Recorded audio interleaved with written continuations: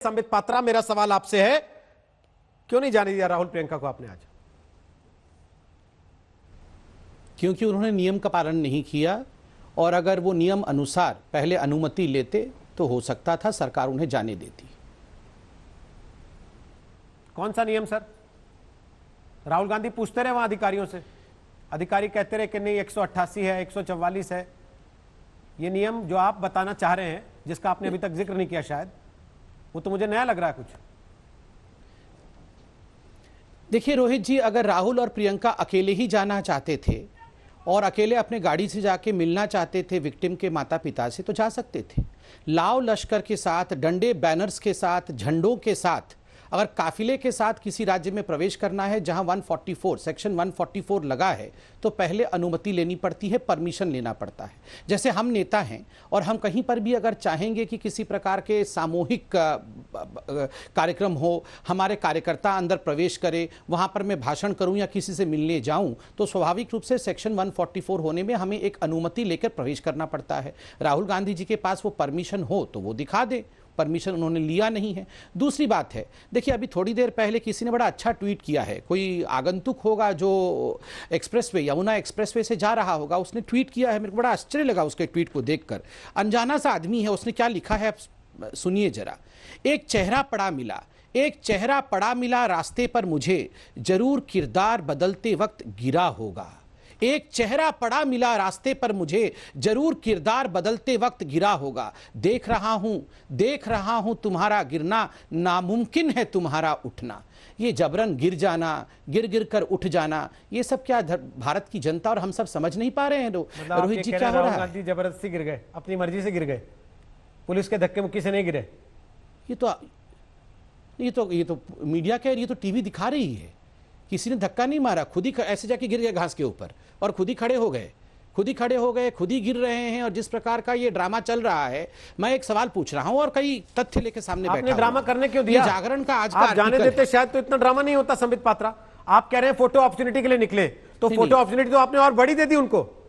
शायद हाथरस चले जाते तो छोटी रह जाती। नहीं, बड़ी फोटो अपॉर्चुनिटी ले, हमें कोई आपत्ति नहीं है। मैं तो कह रहा हूं आप दिल्ली के घर के बाहर भी बैठे वो बिल्कुल ड्रामा करे और 2-4 बार गिरे, हमें कोई आपत्ति नहीं है। ये फोटो अपॉर्चुनिटी प्रिवेंट करने के लिए हम लोगों ने किसी प्रकार के कानून को अपने हाथ में नहीं लिया। कानून की व्यवस्था ना बिगड़े, दंगे ना हो जाए, लोगों को भड़काया ना जाए, और जो एक आम व्यक्ति के लिए भी, यदि एक आम व्यक्ति भी लाव लश्कर के साथ किसी ग्राम में जहां सेक्शन 144 लगा हुआ है प्रवेश करता है, तो उसको अनुमति लेनी पड़ती है। आप बताइए, आम व्यक्ति के लिए और बाकी राजनेताओं के लिए कानून एक रहेगा, राहुल और प्रियंका और उन वाड्रा परिवार के लिए कानून अलग रहेगा, ऐसा क्यों है? दूसरा सवाल बहुत वेदना के साथ मैं पूछना चाहता हूं रोहित जी, आप ये बताइए, one rape versus other rape कैसा होता है? राजस्थान का रेप उत्तर प्रदेश के रेप के साथ कंपेयर नहीं किया जा सकता है। ये ज्यादा विभत्स रेप था, ये कम विभत्स रेप है, ऐसा कैसे हो सकता है? अशोक गहलोत जी ट्वीट करते हैं, यहां तो 2 नाबालिग लड़की 12 की जो थी वो अपनी मर्जी से रेप कराने चली गई थी। इसको इस उत्तर प्रदेश के हाथरस के रेप के साथ कंपेयर मत करिए। अब मैं अगर कहूं, एफएसएल का रिपोर्ट आया है, अभी मैंने प्रशांत कुमार जी जो कि एक आईपीएस अधिकारी हैं, जो कि एडीजी हैं उत्तर प्रदेश पुलिस के, खुद उन्होंने कहा है कि एफएसएल के रिपोर्ट के अनुसार जो कि आपने दिखाया रेप नहीं हुआ था, गला घोंटने से और कार्डियक अरेस्ट के कारण डेथ हुआ है। तो ये क्या उचित रहेगा? इस प्रकार की राजनीति उचित रहेगी क्या? और छोटी सी बात करके मैं अपनी बात को अंत करता हूं। ये आज मैं जागरण का आर्टिकल दिखा रहा हूं, दर दर पर दरिंद्रे, दहशत में बेटियां। सीकर की पूरी एक 18 वर्ष की 8वीं कक्षा की नाबालिग के साथ जो रेप हुआ है, और दूसरा 12 में 2 नाबालिग बच्चियों के साथ जो दुष्कर्म हुआ है, उसकी जो विवरणी है, वो विवरणी आज जागरण ने छापा है। और एक अखबार का देखिए, राजस्थान में पिछले 24 घंटे में 7 रेप केस हुए हैं। 24 घंटे में 7 रेप केस कौन कौन स्थानों पे हुए हैं? 12 में हुआ है, जयपुर में हुआ है, अजमेर में हुआ है, जयपुर विद्यानगर में हुआ है, सीकर में हुआ है, सवाई माधोपुर में हुआ है। तो इसलिए यूपी का ध्यान ना मेरा रेप वर्सेस तेरा रेप क्या होता है? राजस्थान पे कंसंट्रेट करें। सारा कुछ बता के आपने कह दिया मेरा रेप वर्सेस तेरा रेप क्या होता है, जबकि आप गिना यही रहे थे कि मेरा रेप छोड़ो, तुम्हारा रेप देख लो। हाथरस छोड़ो, 12 का देख लो, हाथरस छोड़ो, सीकर का देख लो। यही तो आप कर रहे थे अभी तक, और लास्ट में कह दिया मेरा रेप वर्सेस तेरा रेप क्या होता है। नहीं रोहित जी आज सुबह 10 बजे जब आज तक ने इस विषय पे डिबेट भी रखा था, मैं भी था आपके चैनल पे, और मैंने स्पष्ट रूप से कहा था, उस समय राहुल गांधी जी गए नहीं थे, मगर प्रियंका जी और राहुल जी जाएंगे उसकी बात हो रही थी।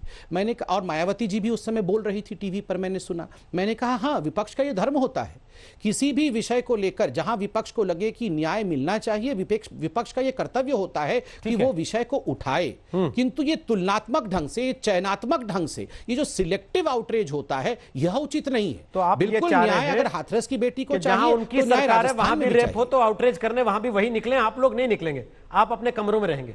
लेकिन आपकी सरकार जहां पे है वहां रेप हो रहा है, ये आउटरीच करने निकलेंगे तो आप बुरा मानेंगे उस बात का। नहीं गलत बात कर लेते आप लोग वहां आउटरीच। जाते संबित पात्रा जैसे राहुल गांधी जा रहे हैं हाथरस, चले जाते आप सीकर, चले जाते आप आमेर, चले जाते आप बारा, मैं बताता, ये लोग रोकते हैं आपको, डंडा मारते हैं, हम दिखाते हैं आपको भी। मैं बताता हूं। देखिए, पहली बात है, आप मुझे इतिहास से निकालकर ऐसा कोई भी समय दिखाइए जहां पर अगर सेक्शन 144 लगा है, कानून की कोई धाराएं चल रही हो, हमने जबरन जाके दलित मुसलमान, दलित ठाकुर, दलित ब्राह्मण ऐसे करने की कोशिश की हो। देखिए, हमारे नेता राजस्थान में इसके खिलाफ आक्रोश भी व्यक्त कर रहे हैं, प्रेस कॉन्फ्रेंसेस भी कर रहे हैं, जैसी आवाज उठानी चाहिए आवाज भी उठा रहे हैं। हम कानून को ना तो अपने हाथ में ले रहे हैं, ना समाज को तोड़ने का प्रयास करके अपने को ऊपर उठाने की कोशिश कर रहे हैं। यहां राहुल, प्रियंका और वाड्रा परिवार केवल और केवल एक अपॉर्चुनिटी, एक अवसर ढूंढ रही है अपने आप को लॉन्च करने